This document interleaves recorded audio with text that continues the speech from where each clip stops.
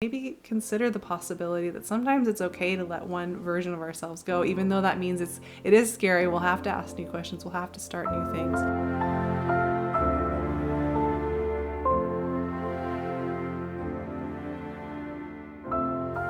Hello, my beautiful friends, my fellow space blobs and sparkly blobs, or whatever form you love to describe yourself as. I am so happy to have you here with me in this little moment, to just take some moments to be with ourselves and feel in communion with ourselves in this world that is so intense and overwhelming at times, and in a season that I think for many of us requires softer moments of grace and compassion for ourselves and for others.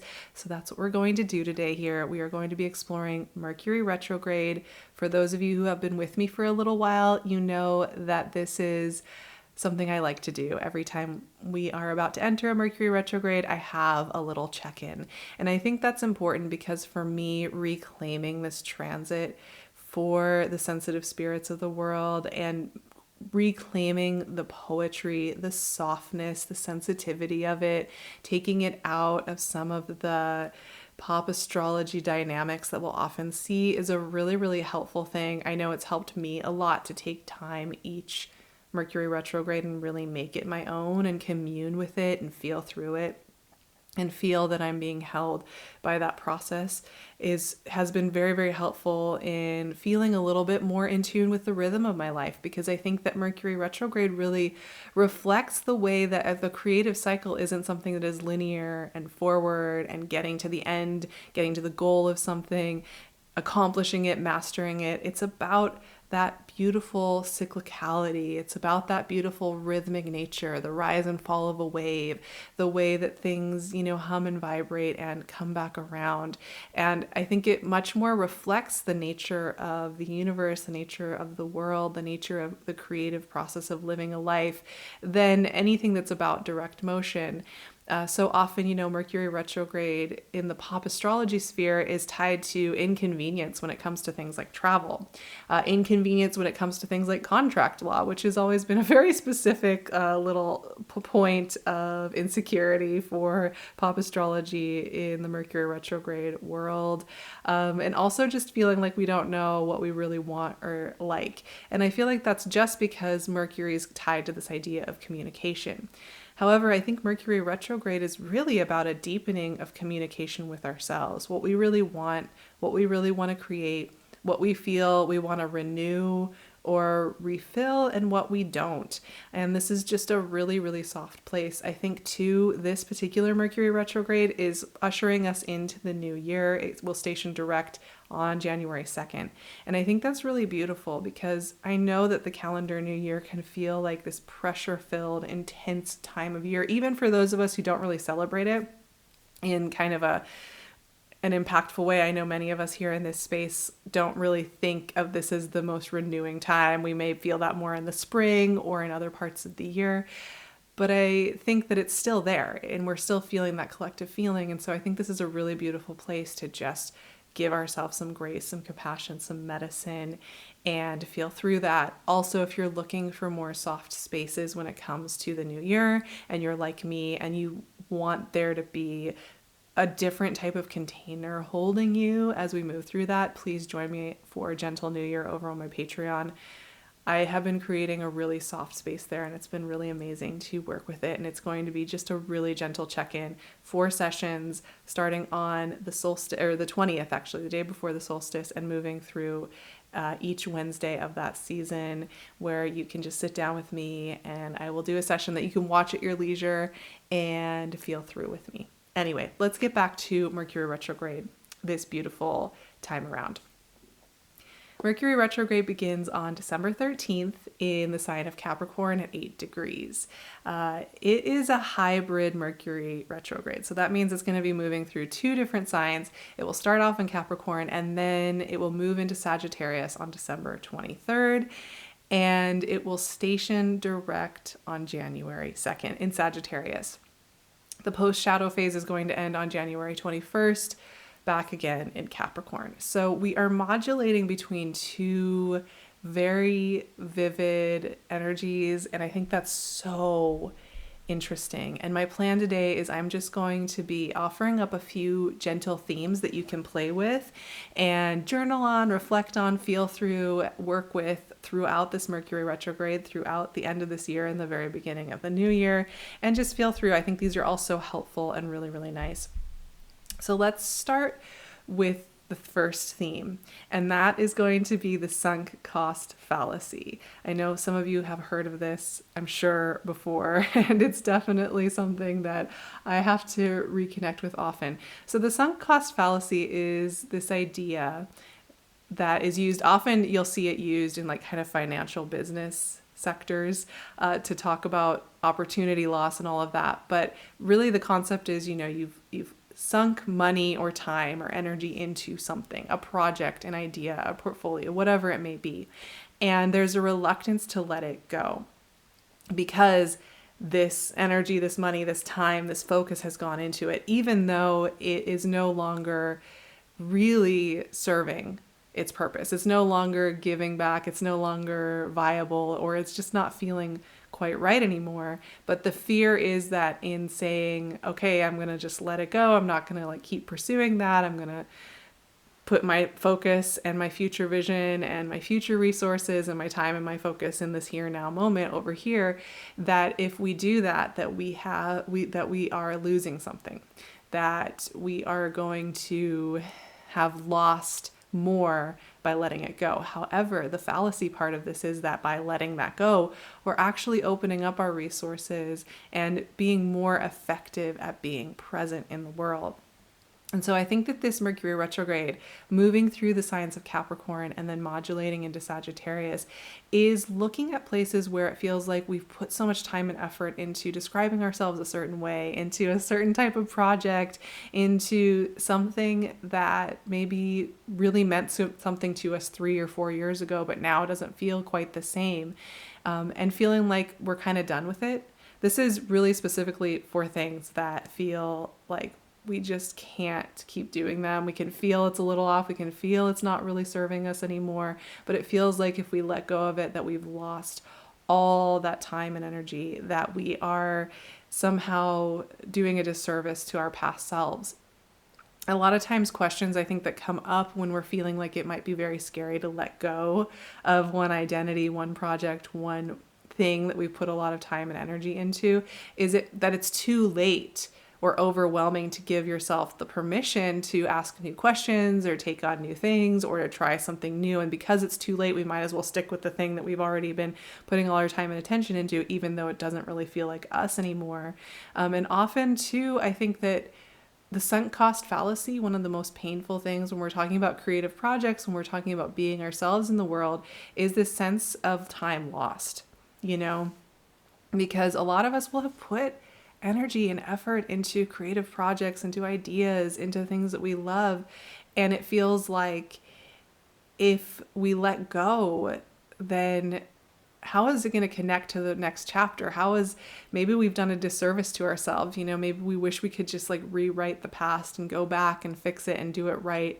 But I think this is a really great time to just sit with anything that we feel like we're not allowed to let go of because of that sunk cost fallacy, that fear that in letting go of it we'll have lost too much and that it's going to cause more problems than good, and to maybe consider the possibility that sometimes it's okay to let one version of ourselves go, even though that means it is scary. We'll have to ask new questions. We'll have to start new things, but that maybe some of us are ready for that and we might be feeling some of that energy.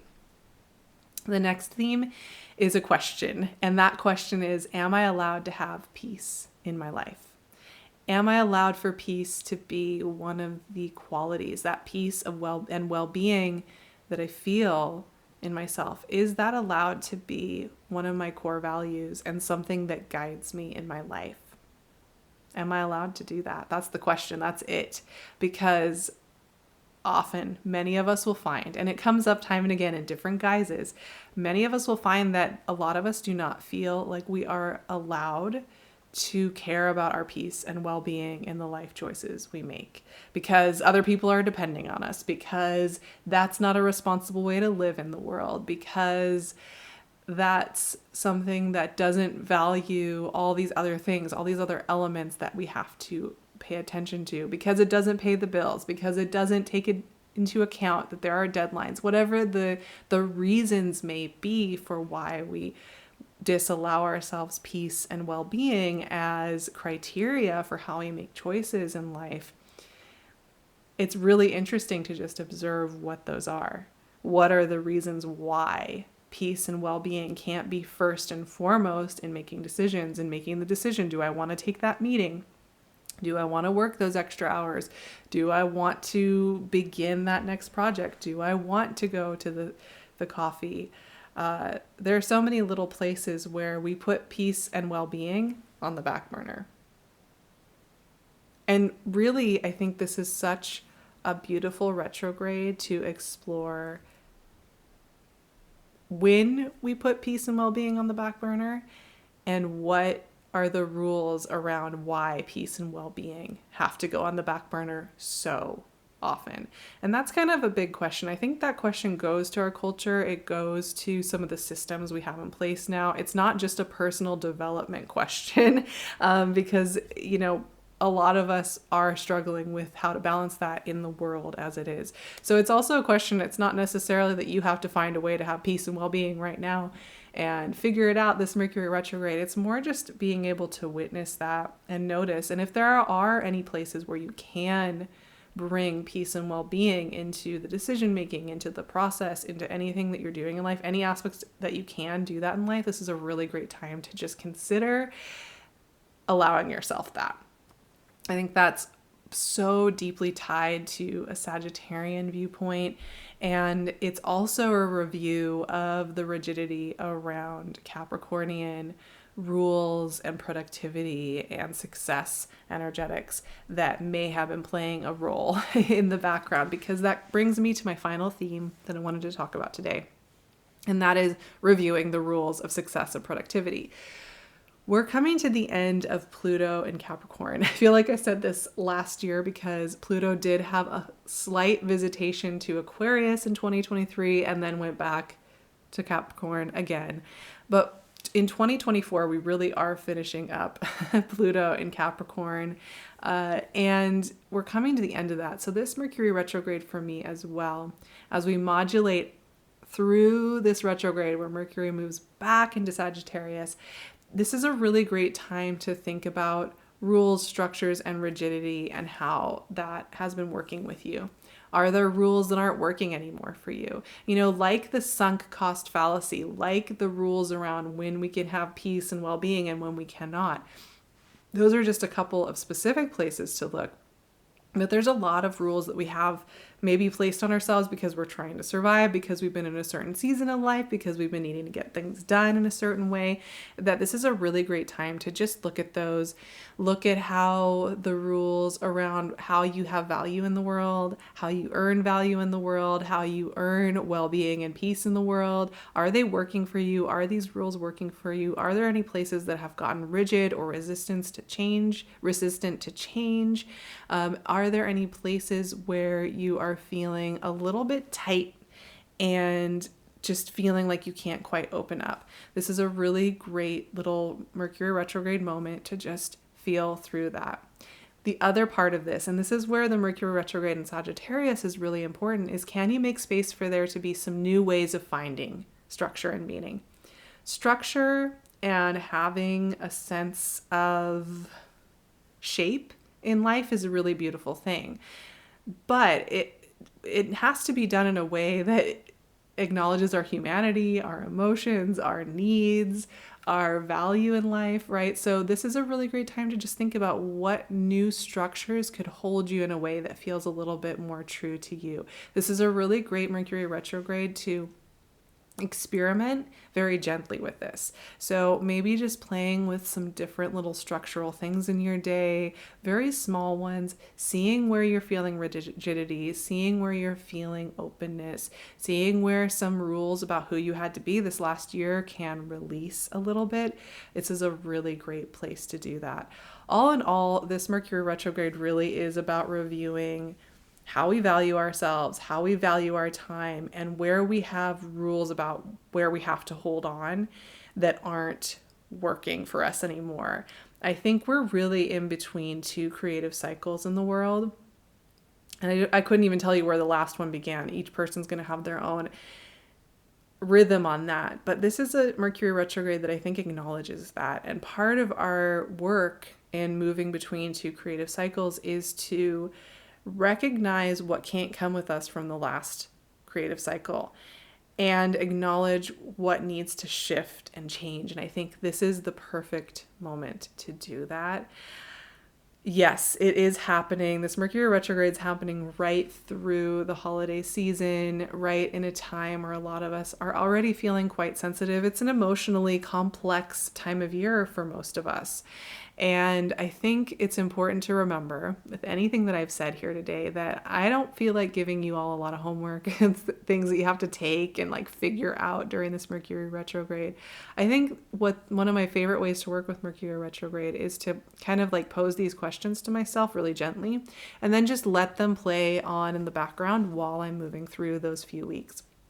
I might make some little notes.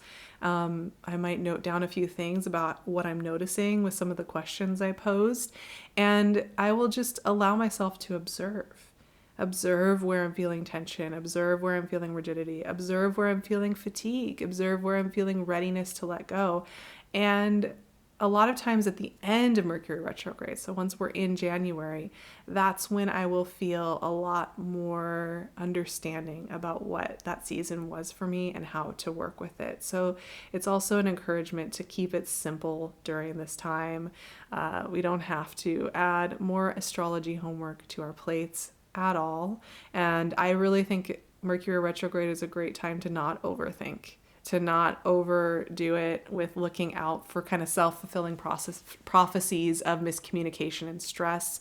I think it's really great at this time before it begins to just kind of own that this is your rhythm and that you can move with it in peace and well-being, and that you're allowed to, advocate for that for yourself during this time. So I love you all so much. I will be back shortly with you for a New Year conversation, a couple of New Year's conversations I have planned, and I'm really looking forward to sharing some of my thoughts on that and offering up some really soft tools for that. And like I mentioned, you can join me on Patreon, where every single week I am offering up ways to connect with yourself, tools for doing that, journaling questions, prompts, places to just feel that softness and that safety. And I'd love to see you there for that.